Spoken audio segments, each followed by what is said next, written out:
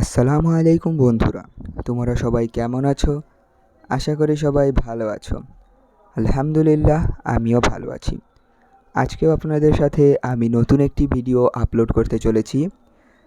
আমি বলেছিলাম যে সাধারণ জ্ঞানের আগের ভিডিওতে যে প্রত্যেকটি ভিডিও আমি পার্ট পার্ট করে দিব, কারণ একটি ভিডিওতে সবগুলো তো আর জায়গা করা সম্ভব নয়। কারণ এতে ভিডিও প্রায় অন্তত 30 মিনিটের ঊর্ধ্বে হয়ে যাবে, যা দেখতে আপনারও বোরিং ফিল হবে। তাই আমি আলাদাভাবে এটি দিচ্ছি। আপনারা মনোযোগের সাথে এটি দেখতে থাকুন এবং আমি ভিডিও দীর্ঘ না করে এখানেই আমি ভিডিওটি শুরু করছি। তাহলে শুরু করা যাক।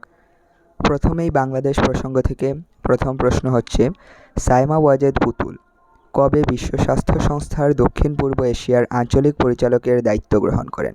উত্তরটি হচ্ছে 1 ফেব্রুয়ারি 2024। আর সাইমা ওয়াজেদ পুতুল কে, তা আপনারা কমেন্টে বলে যাবেন। 5 জানুয়ারি দেশের কোন মেডিকেল বিশ্ববিদ্যালয়ে প্রথমবারের মতো সফল বোন ম্যারো ট্রান্সপ্ল্যান্ট সম্পন্ন হয়? বঙ্গবন্ধু শেখ মুজিব মেডিকেল বিশ্ববিদ্যালয়। এরপরের প্রশ্ন, কেন্দ্রীয় ব্যাংকের 15 ফেব্রুয়ারির প্রজ্ঞাপন অনুযায়ী বাণিজ্যিক ব্যাংকগুলোর সঙ্গে বাংলাদেশ ব্যাংকের টাকা ডলার অদলবদলের পদ্ধতির নাম কি?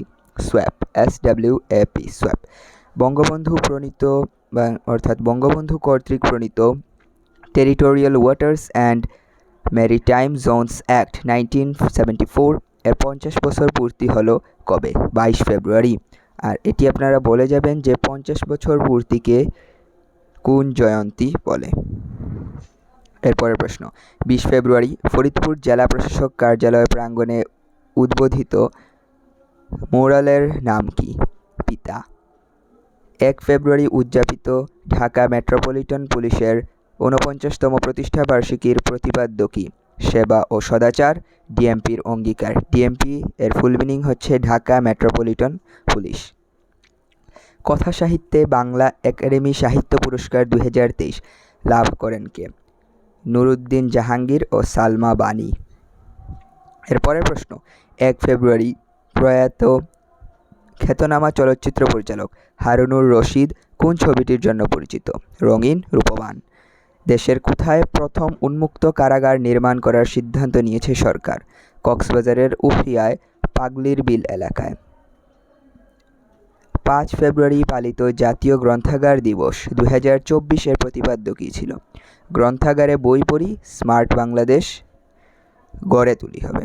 গড়ি ছিল লেখা, গড়ে তুলি হবে। রপ্তানি উন্নয়ন ব্যুরোর তথ্যমতে 2024 সালের জানুয়ারি মাসে পোশাক রপ্তানির পরিমাণ কত ছিল? 572 কোটি 43 লাখ ডলার।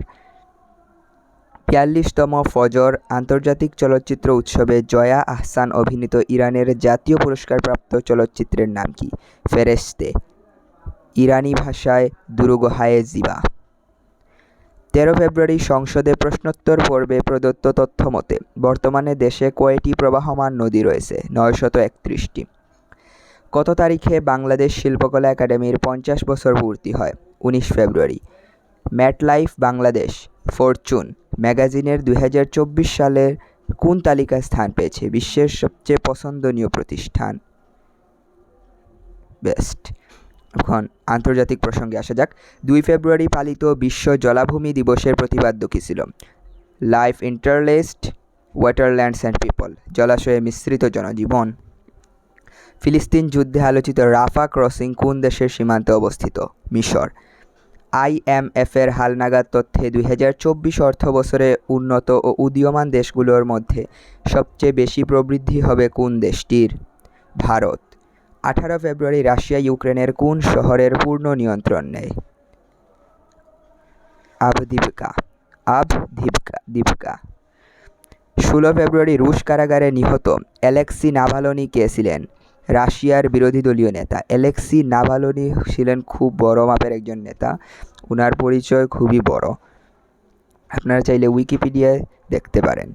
8 ফেব্রুয়ারি সাফ অনূর্ধ্ব 19 নারী ফুটবলে যৌথভাবে চ্যাম্পিয়ন হয় কোন দুটি দল? বাংলাদেশ ও ভারত। 4 ফেব্রুয়ারি রাশিয়ার কোন নভোচারী সবচেয়ে বেশি সময় মহাকাশযানে অবস্থানের রেকর্ড গড়েন? Oleg Kononenko. Close the care gap প্রতিপাদ্যে 4 ফেব্রুয়ারি কোন দিবস পালিত হয়? বিশ্ব ক্যান্সার দিবস। 15 থেকে 25 ফেব্রুয়ারি বার্লিন চলচ্চিত্র উৎসবের কততম আসর অনুষ্ঠিত হয়? 74তম। 18 ফেব্রুয়ারি 714টি গোল করে রোনালদো কোন রেকর্ডে মেসিকে ছাড়িয়ে গিয়েছেন? পেনাল্টিহীন গোল। 14 ফেব্রুয়ারি সবচেয়ে বেশি বয়সে ওয়ানডে অলরাউন্ডারদের র্যাঙ্কিংয়ে শীর্ষে উঠেছেন কে? মোহাম্মদ নবী, 39 বছর 1 মাস। ইনি সবচেয়ে কম বছর বয়সী রেকর্ডেড প্লেয়ার। এরপরের প্রশ্ন, মধ্যপ্রাচ্যের মাধ্যমে ইউরোপকে নিজেদের সঙ্গে সংযুক্ত করার লক্ষ্যে ভারত কবে সংযুক্ত আরব আমিরাতের সঙ্গে বাণিজ্য করিডোর চুক্তি স্বাক্ষর করে? 13 ফেব্রুয়ারি। 1972 সালের অ্যাপোলো 17 মিশনের পর 22 ফেব্রুয়ারি চাঁদে পা রাখা প্রথম বেসরকারি মহাকাশযানের নাম কি? ওডিসিয়াস। 31 জানুয়ারিকে মালয়েশিয়ার 17তম রাজা হিসেবে শপথ নেন সুলতান ইব্রাহিম। আজকের ভিডিওটি একটুকু পর্যন্তই। পরের ভিডিওতে আবার দেখা হবে। ততক্ষণ পর্যন্ত সুস্থ থাকুন, ভালো থাকুন। আসসালামু আলাইকুম।